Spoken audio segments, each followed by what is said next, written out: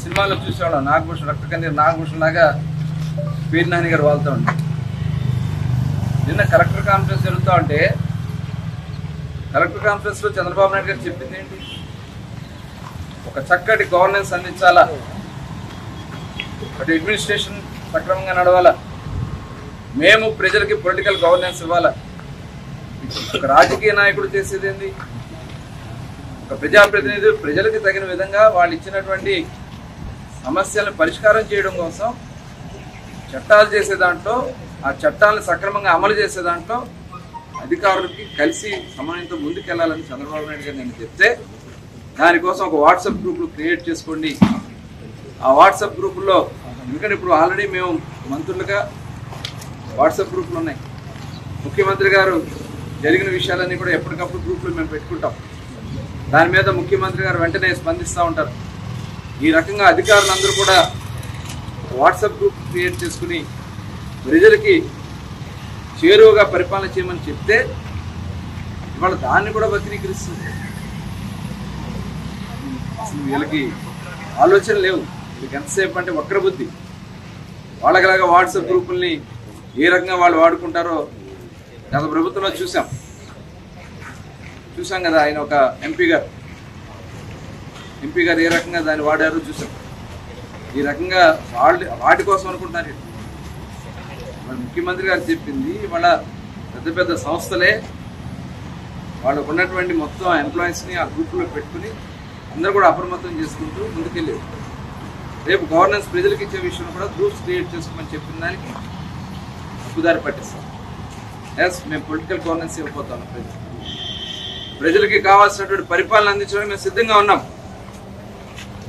ఇవాళ. ఎందుకంటే ప్రజా సమస్యలు తెలుసుకోగలిగింది ప్రజాప్రతినిధులకు తెలుసు. గ్రౌండ్ లెవెల్ వాళ్ళు ఉంటారు. కొన్ని అధికారుల దృష్టికి వెళ్ళే సమస్యలు ఉండవు. అప్పుడు ఆ సమస్యలు వారి దృష్టికి తీసుకెళ్లి వాటిని పరిష్కారం చేసే దాంట్లో ప్రజాప్రతినిధుల కీలక పాత్ర. దాన్ని కూడా మీరు వక్రీకరిస్తారు. మీకులాగా భయపెట్టి వాళ్ళని, నిజంగా అధికారులు కూడా స్వేచ్ఛగా లేరు. 5 సంవత్సరాలు వాళ్ళ స్వేచ్ఛగా వాళ్ళందరూ కూడా ముందుకు వస్తున్నారు. ఇవాళ పేరు నాని గారు చెప్తా ఉన్నా, నీకు రెడ్ బుక్ పవర్ ఏంటో నీకు అర్థమైనట్టుంది. ఎవరో మాజీ డీజీపీ ఉన్నారు, ఎవరో అధికారులు ఉన్నారు, పిచ్చి పిచ్చి మాటలు మాట్లాడుతున్నారు. మీరు తప్పు చేయడం మీకు ఎందుకు భయం?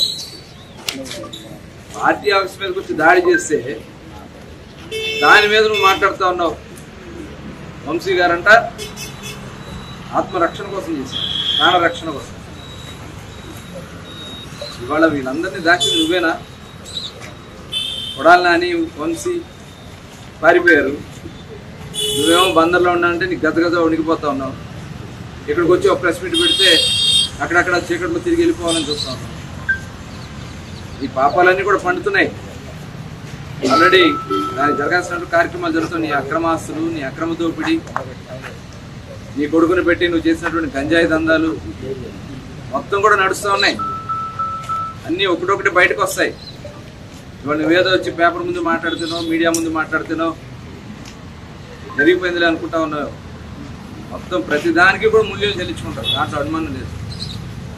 ఇవాళ ఎవరు ముఖ్యమంత్రి గారు నిజంగా మీరు చేసినటువంటి పాపాలు చూస్తే అక్రమంగా మా అందరి మీద కేసులు కట్టించారు. మీరందరూ ప్రజలందరూ గమనించారు కాబట్టి మిమ్మల్ని చిత్తుగా ఓడగొట్టారు.